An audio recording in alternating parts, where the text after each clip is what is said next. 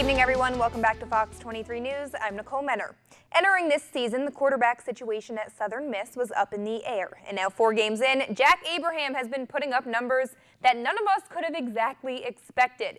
Abraham has a nearly 71% completion rate on his throws and is on pace to set a single-season school mark, which is currently held by Austin Davis, in his 69.2%.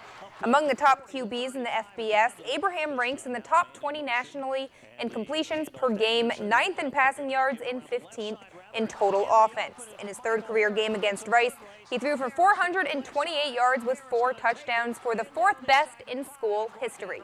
The Golden Eagles have a bye week this week, but are getting ready for a huge conference game against North Texas on October 13th.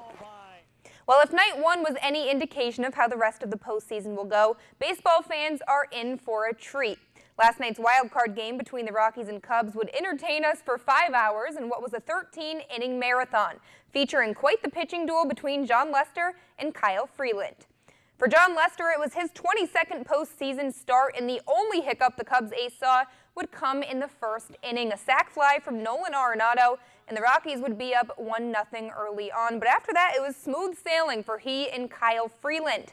Freeland, throwing on short rest, didn't look like he was tired, though. 6.5 innings, 6 strikeouts, and no runs for him. As for Lester, he would tie a career postseason high with 9 Ks, fanning Matt Holliday here in the 6th inning, and his night would be done after that, and what has raised a few eyebrows from Joe Madden.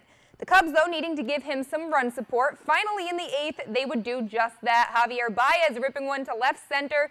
Terrence Gore flying around from second to tie this thing up at 1. He's fired up, rightfully so, and that was how the game stayed until the 13th inning.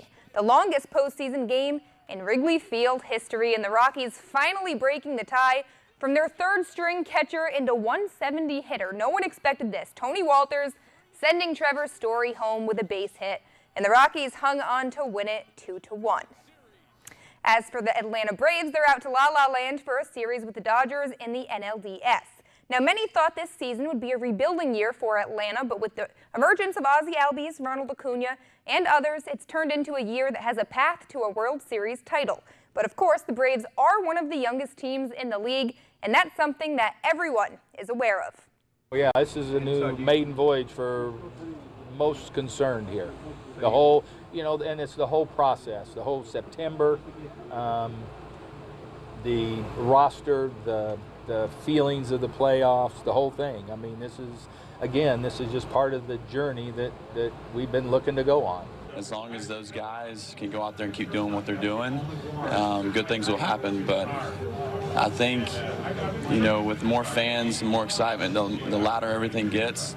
If you can just stay calm and just focus on what you need to do, I think, these guys will be just fine.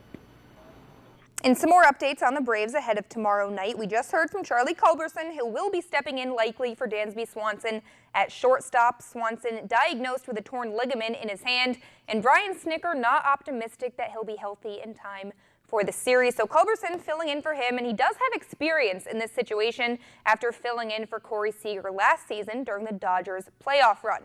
Mike Foltynewicz earning the starting nod after a turnaround season for him, making it to the All-Star game in July, finishing 5th in the NL in ERA and totaling a career-best 202 strikeouts on the season. And over his last 11 starts, he's posted a 2.55 ERA, so definitely a good decision on the Braves' part, putting him into this role, and I think it was kind of what everyone expected after what he's done this season. I give him a 7.6 for the beard. The beard is definitely, I'm sure he'll keep that throughout playoffs, and hopefully the Braves can go far. I think that they have a better chance than most people would think they do against the Dodgers. Okay.